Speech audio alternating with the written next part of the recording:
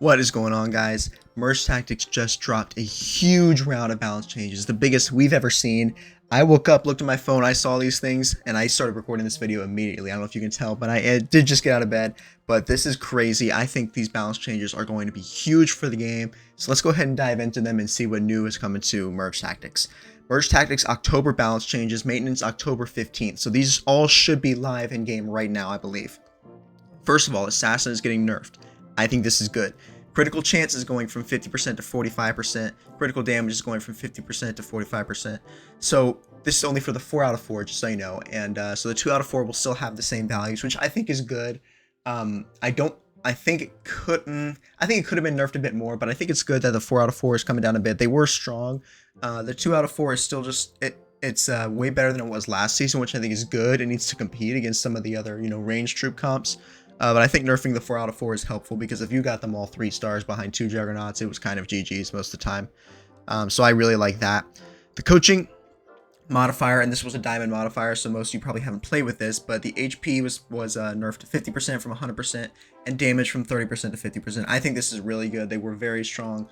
And so by reducing those values, you're encouraging people to, play the game more more like they used to. But if you got a huge troop and you just buffed it, and then it would just wipe out somebody for an entire round who just got off round from playing somebody else with a huge buff troop, it just didn't really balance out well. And so I think by kind of leveling the playing field here, that was a really good decision.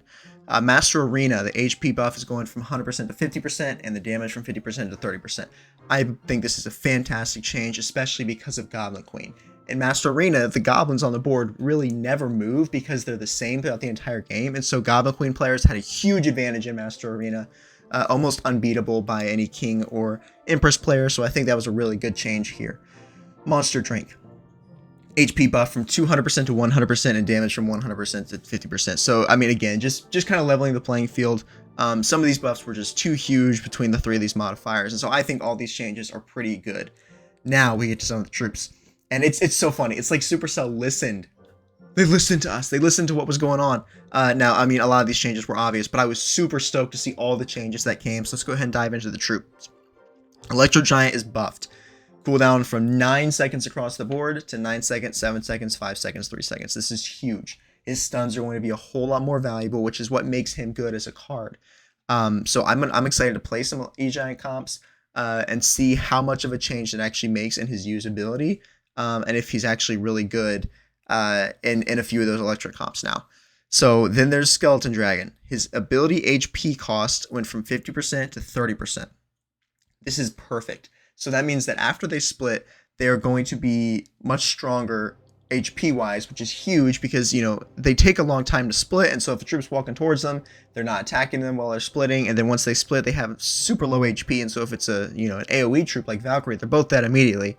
But even not, if it's a single target, it's going to kill the split one and then kill the main one like immediately. So having this extra HP is going to be very helpful. Okay, Royal Ghost hit speed buff, absolutely necessary. Royal Ghost fell off huge in this season. Having that hit speed is going to make his invisibility more deadly again for a 4 cost card, which I think is actually very helpful. Like I said, it wasn't packing enough of a punch for his elixir cost, so back up he goes.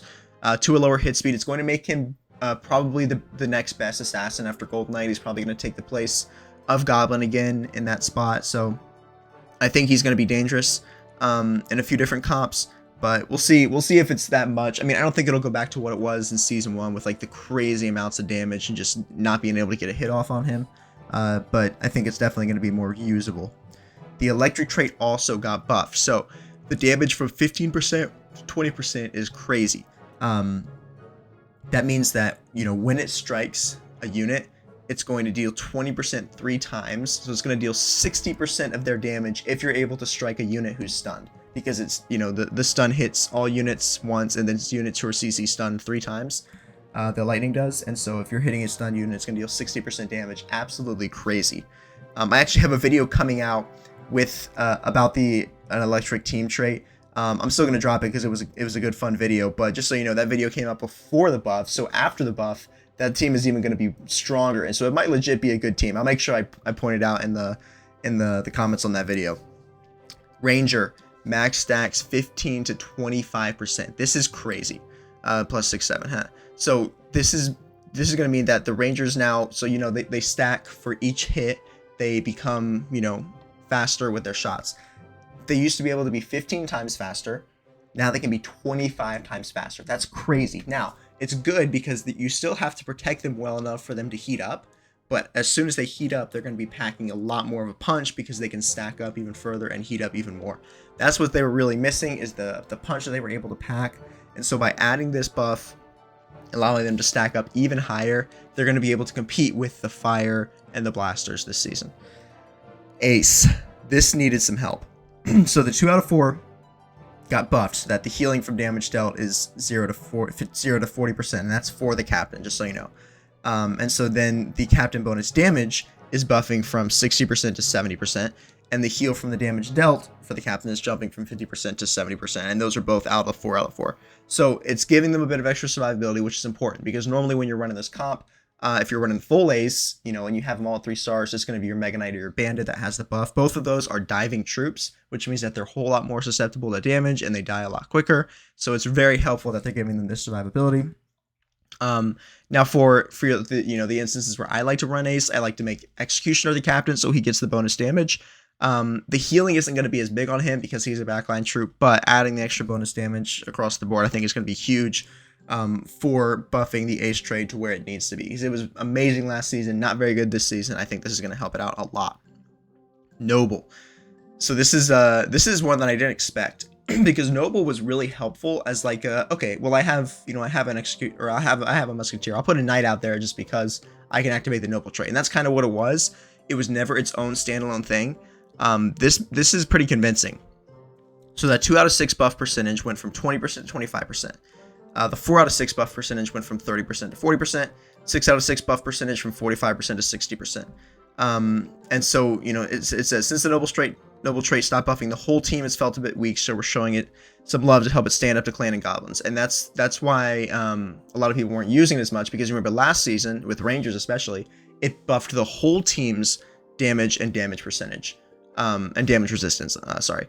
But this season, it only buffs Noble. So that's why they're doing this, just giving it a bit more of a boost to the Noble troops. I don't think it's going to change that much. I don't think Noble's going to overtake the meta, but who knows? It might. Try it out. Let me know in the comments if it works for you. Let me know in the comments what you think. Okay. This is interesting.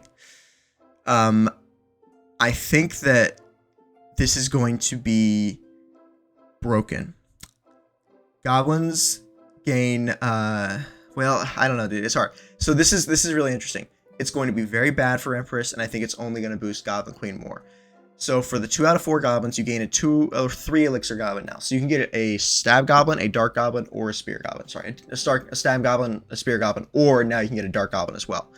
And then for the 4 out of 4, it's a 100% chance to drop either a dark goblin or a goblin machine. Now, for queen players who are really trying to get a huge goblin machine out there, because he's the best card in the game in my opinion, and he just can take over and stun everybody, this is going to be so much more helpful to getting a 4-star. For the Empress players who are trying to use goblins to get those early merges, this is going to be less helpful because now you have a chance of getting a dark goblin. So if you get a spear goblin or stab goblin out there, you used to be able to bank on, okay, at least I'll be able to get 1 merge next time. Well, now that's not the case, because there's a chance you get a dark goblin thrown in there, and that will throw off your entire strategy here. So don't know what I think about this. It's definitely one that I'm not too excited to see happen. At least the first part. I think the 3 or 4 elixir goblin becoming 100% chance is really good for Goblin Queen, but I think they're buffing Goblin Queen too much and nerfing Spirit Empress too much with this. So we'll see. I mean, they say Goblin Queen already shook things up with her randomness, but the Goblin trait felt a bit too random on top of it, especially when you're aiming for 4 elixir goblins but get 2 elixir ones instead. Maybe that's the case. I mean, we were definitely getting a lot more, 4 stars on the 2 elixir goblins and then even above.